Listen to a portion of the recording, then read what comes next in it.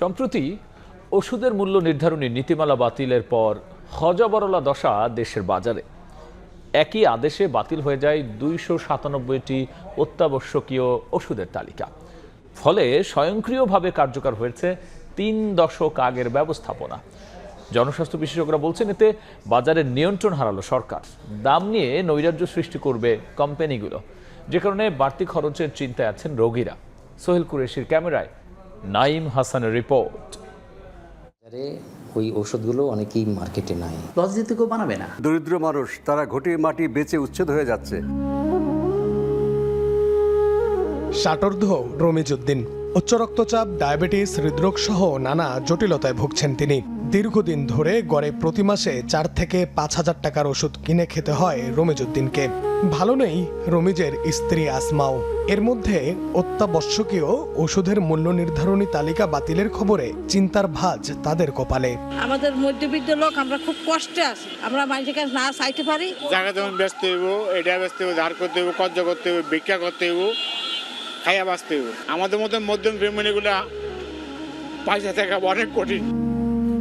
১৯৯৪ সালে ১১৭টি অত্যাবশ্যকীয় ওষুধের তালিকা তৈরি করে সরকার। চলতি বছরের শুরুতে অন্তর্বর্তী সরকার সেটি বাড়িয়ে ২৯৭টিতে উন্নীত করে।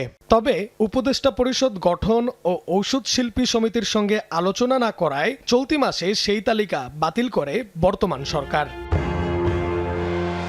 রাজধানীর কয়েকটি ফার্মেসি ঘুরে দেখতে চাই আমরা। সরকারের মূল্য বেঁধে দেওয়া কতগুলো ওষুধ মিলছে এসব ফার্মেসিতে। মেটাকল মানে এটা কি না, এটা কি, এটাও নাই। হ্যাঁ, এমপিসিলিনটা নাই ভাই, এমপিসিলিনটা এখন পাবেন না। বেনজাইন বলেছিলেন এটা নাই, এটা সমস্যা।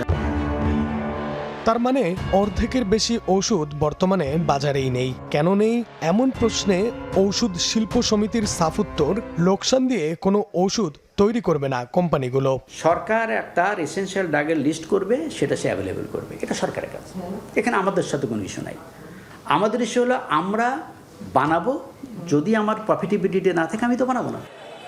ঔষধের দাম নির্ধারণ সরাসরি কোম্পানির হাতে চলে যাওয়ায় খোলা বাজারে চলছে নৈরাজ্য। টার্মিনাফিন একই জিনিস, এইটার দাম হলো 20 টাকা পার পিস। আর একটা কোম্পানি আছে, এটার দাম হলো 50 টাকা পার পিস। আর একটা কোম্পানি আছে টার্মিনাফিন 250, এটা 60 টাকা পার পিস। 20 টাকাটা যে কাজ করে, ওই 60 টাকা দাও একই কাজ করে। বিক্রেতারা বলছেন, মূল্য তালিকা বেঁধে দেওয়া থাকলে সব কোম্পানিকেই একই দামে ওষুধ বিক্রি করতে হতো। দাম নিয়ে এই নৈরাজ্য হতো না। ওষুধ কোম্পানিগুলো লাগাম ছেড়ে দাম বাড়াবে তাদের ইচ্ছা মতো। নিয়ন্ত্রণ গভর্নমেন্টের হাতেই থাকা উচিত। তার কারণ হচ্ছে যাতে সাধারণ মানুষ ক্ষতিগ্রস্ত না হয়। তবে ঔষধ প্রশাসন বলছে, সব দিক বিবেচনায় রেখে অত্যাবশ্যকীয় ওষুধের নতুন তালিকা তৈরির কাজ চলছে। এমন একটা লিস্ট আসবে, আশা করি যে লিস্টে মানুষ, বেশিরভাগ মানুষ উপকারের মধ্যে পড়বে এবং ইন্ডাস্ট্রিও সেটা সাপোর্ট করবে। যদিও বিশেষজ্ঞরা বলছেন, বাজারের উপর ঔষধ প্রশাসনের কোনো নিয়ন্ত্রণ নেই। আমার ধারণা এরকম, ওষুধ কোম্পানিগুলোর যে অ্যাসোসিয়েশন আছে তারা সরকারকে এসে একটা চাপ দিয়েছে এবং সরকার আর কোনো কিছু চিন্তা না করে, আর কোনো কিছু না দেখে স্ট্রেট বাদ দিয়ে দিয়েছে। আপনি যদি খোলা বাজারে এইভাবে অত্যাবশ্যকীয় ঔষধের তালিকা ছেড়ে দেন, প্রচণ্ড মূল্যবৃদ্ধি হবে। এখানে প্রতিযোগিতার বদলে এখানে সিন্ডিকেট করে দাম বাড়ানো হয়। নিজস্ব ব্যবস্থাপনায় অত্যাবশ্যকীয় ওষুধ তৈরি করে জনগণের প্রাপ্যতা ও চাহিদা নিশ্চিতে সরকারের প্রতি আহ্বান জানিয়েছেন বিশেষজ্ঞরা। একজন রোগীর কাছে ওষুধ মানে জীবন বাঁচানোর লড়াই। দীর্ঘমেয়াদী চিকিৎসা ব্যয় চালাতে যে সর্বশান্ত বহু পরিবার। এমন অবস্থায় ওষুধের প্রাপ্যতা ও দাম নিয়ে যদি চলে নৈরাজ্য, তার মাসুল গুনতে হয় সাধারণ মানুষকেই। রোগীর স্বার্থ রক্ষায় ওষুধের বাজার কতটা নিয়ন্ত্রণ করতে পারছে রাষ্ট্র, সেই প্রশ্ন রেখেই শেষ করতে চাই। নাইম হাসান, সময় সংবাদ, ঢাকা। এ বিষয়টি নিয়ে বিস্তারিত আলোচনা করতে স্টুডিওতে যুক্ত হয়েছেন সহকর্মী নাইম হাসান। যাচ্ছি তার কাছে। নাইম, আপনার রিপোর্টটি দেখছিলাম, সেক্ষেত্রে এই যে হঠাৎ করে বাজার থেকে কোম্পানিগুলো অত্যাবশ্যকীয় কিছু ওষুধ উঠিয়ে নিল, তাতে বাজারে এখন যে নৈরাজ্য বা কি অবস্থা আসলে? আচ্ছা, ধন্যবাদ রাব্বি। প্রথমেই হচ্ছে আমাদেরকে একটু জানতে হবে যে অত্যাবশ্যকীয় ওষুধ মূলত আমরা বলতে কি বুঝি। অত্যাবশ্যকীয় ওষুধ মূলত হচ্ছে একটি দেশের সাধারণ মানুষের যে সকল রোগবালাই বেশি হয় সেগুলোকে বিবেচনা করে যে ওষুধগুলো দেখা গেছে সকল মানুষকেই হচ্ছে তাদের নিয়মিত হচ্ছে ব্যবহার করতে হয়, সেই ওষুধের কিছু তালিকা করা হয়। এটি মূলত বাংলাদেশে শুরু হয়েছিল ১৯৯৪ সালে। ১৯৯৪ সালে এরকম রোগ চিহ্নিত করে ১১৭টি ওষুধের জেনেরিক নাম চিহ্নিত করা হয়, যে ওষুধগুলোকে অত্যাবশ্যকীয় ওষুধ হিসেবে সরকার নির্ধারণ করে। সরকারের যে যেই মূল এটার যে উদ্দেশ্য ছিল যে এই ওষুধগুলো সবসময় যেন বাজারে সাধারণ মানুষের হাতের নাগালের মধ্যে থাকে, দামও যেন হাতের নাগালে থাকে। কিন্তু আমরা দেখতে পেলাম যে 2026 সালে এসে অন্তর্বর্তীকালীন সরকার এই বছরের শুরুতে হচ্ছে সেই 114টির থেকে ওষুধ বাড়িয়ে প্রায় 297টি ওষুধের একটি তালিকা তৈরি করে। তাদের উদ্দেশ্য ছিল যেন ওষুধ এখনও সাধারণ মানুষের জন্য আরও সহজলভ্য হয়। কিন্তু এরপরে মূলত হচ্ছে এই চলতি মাসে হচ্ছে বিএনপি সরকার একটি গ্যাজেটের মাধ্যমে সেই তালিকাটি বাতিল করে। আমরা একটু দেখে নিতে চাই যে মূলত এরপরে বাজারে কি পরিস্থিতি হয়েছে আর কেন মূলত হচ্ছে সরকার এই তালিকাটি বাতিল করেছিল। মূলত এই যে অত্যাবশ্যকীয় ওষুধের অর্ধেকই কিন্তু এখন বাজারে নেই। কোন অর্ধেক আমি যদি একটু সহজ করে বলি যে 117টি, 297 যে লিস্টটা হয়েছিল সেই লিস্ট হচ্ছে বাজারে বাস্তবায়নই হয়নি। কারণ 297 এই লিস্ট তৈরি করার পরে ওষুধ কোম্পানিগুলো সেই অনুযায়ী ওষুধই তৈরি করেনি। মূলত 117টা তালিকাই ছিল, সেই তালিকারও বেশি, অর্ধেকের বেশি ওষুধ বাজারে নাই।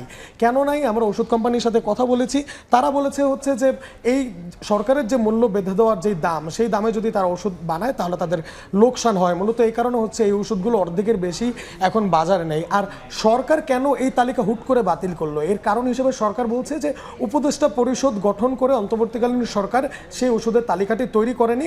এ কারণে তো মূলত হচ্ছে তারা এই ওষুধের যে তালিকাটি সেই তালিকাটি বাতিল করে দিয়েছে। এর ফলে বাজারে নাইম হাসান, এই যে ওষুধের দাম নিয়ে এখন যে বাজারে নৈরাজ্য অবস্থা, এটি আসলে লাগাম টানবে কে? তাহলে এটাই সবচেয়ে বড় প্রশ্ন। কারণ এখন হচ্ছে ওষুধের দামের নিয়ন্ত্রণ সম্পূর্ণই হচ্ছে বলা যায় যে ওষুধ কোম্পানিগুলোর হাতে চলে গেছে। যদিও ওষুধের দাম কিন্তু হচ্ছে ওষুধ প্রশাসন ঠিক করে দেয়, কিন্তু আমি আমার যেই নিউজটি ছিল সেটাতেও আপনাদেরকে দেখানোর চেষ্টা করেছি যে দাম ঠিক করে দিলেও একই জেনেরিকের ওষুধ বিভিন্ন কোম্পানি বিভিন্ন দামে বিক্রি করছে। এর ফলে সাধারণ ভোক্তা কিন্তু বুঝতেছে না, তাকে যেই ওষুধ চিকিৎসক প্রেসক্রিপশনে লিখে দিচ্ছেন তারা কিন্তু সেই ওষুধটি বেশি দামে কিনে খাচ্ছেন। আমাদের কাছে আরও কিছু তথ্য আছে, আমরা একটু সেগুলো একটু দেখে নিতে চাই। সেক্ষেত্রে নাইম, আসলে সরকার কি ভাবছে, করণীয়ই বা কি? জি, এটা সরকার কি ভাবছে এ বিষয়ে আমরা একটু, সরকার কি ভাবছে তার আগে বিশেষজ্ঞরা কি বলছে সেটাও একটু দেখে আসতে চাই, বা ওষুধ শিল্প সমিতি কি বলছে সেটাও দেখে আসতে চাই। মূলত ওষুধ শিল্প সমিতির দাবি হচ্ছে বাংলাদেশে অন্যান্য দেশের তুলনায় ওষুধের দাম খুবই কম, যে কারণে তারা বলছে যে ওষুধের দামের নিয়ন্ত্রণ যদি সরকার নাও করে তাতেও কোনো সমস্যা নেই। তারা বলছে যে দেশের বাজারে এক ধরনের ওষুধের কোম্পানিগুলোর মধ্যে এক ধরনের প্রতিযোগিতা রয়েছে, যেই প্রতিযোগিতার কারণে চাইলেও এক কোম্পানি অনেক বেশি দামে ওষুধ বিক্রি করতে পারে না। অন্যদিকে বিশেষজ্ঞরা কিন্তু বলছে যে সেটি যদি ওষুধ কোম্পানিগুলো নিয়ন্ত্রণে দাম চলে যায় সেক্ষেত্রে এক ধরনের নৈরাজ্য সৃষ্টি হয়, তারা তাদের মতো করে দাম ঠিক করে, যে কারণে হচ্ছে বাজারে এক ধরনের অস্থিতিশীল পরিবেশ তৈরি হয়। বিশেষজ্ঞদের পরামর্শ হচ্ছে অন্তত অত্যাবশ্যকীয় যে ওষুধগুলো রয়েছে এই ওষুধগুলো যেন হচ্ছে সরকারি ব্যবস্থাপনায় তৈরি করে সাধারণ মানুষের নাগালে রাখা হয়, যেন বাজারে এই ওষুধগুলো থাকে।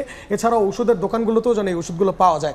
আর সরকারের চিন্তাভাবনা হচ্ছে যে 297টির যে ওষুধের যে তালিকা, সেই তালিকা তারা বাতিল করে নতুন উপদেষ্টা পরিষদ গঠন করে সেই উপদেষ্টা পরিষদের পরামর্শ অনুযায়ী তারা হচ্ছে নতুন করে একটি তালিকা তৈরি করবে, যেই তালিকাতে হচ্ছে ওষুধ শিল্পকে বাঁচানো যাবে, ওষুধ শিল্প সমিতিরও আপত্তি থাকবে না, আর জনগণও হচ্ছে এটার সবচেয়ে বেশি লাভটা ভোগ করবে। তো এটা হচ্ছে মূলত সরকারের ভাবনা। ইতিমধ্যেই কিন্তু সরকার হচ্ছে একটি উপদেষ্টা পরিষদ গঠন করেছে। সেই উপদেষ্টা পরিষদে কিন্তু হচ্ছে দেশের বিভিন্ন শ্রেণী পেশার বা অংশীজন বা সুশীল সমাজের প্রতিনিধিরা আছে, যারা মূলত হচ্ছে বর্তমানে বাংলাদেশের মানুষের কোন সকল রোগবালাই বেশি হচ্ছে বা সেই সকল রোগবালাই অনুযায়ী কি কি ওষুধগুলো আমাদের সবচেয়ে বেশি প্রয়োজন বা দীর্ঘমেয়াদী বা প্রতিনিয়ত প্রয়োজন, সেই ওষুধগুলো তালিকা করে তারা অত্যাবশ্যকীয় ওষুধের নতুন একটি তালিকা তারা প্রকাশ করবে, এমনটাই সরকারের পক্ষ থেকে বলা হচ্ছে। নাইম, অসংখ্য ধন্যবাদ আলোচনায় যুক্ত হওয়ার জন্য। ঠিক আছে। ওষুধের বাজার নিয়ে বিস্তারিত আলোচনার জন্য স্টুডিওতে যুক্ত হয়েছিলেন সহকর্মী নাইম হাসান।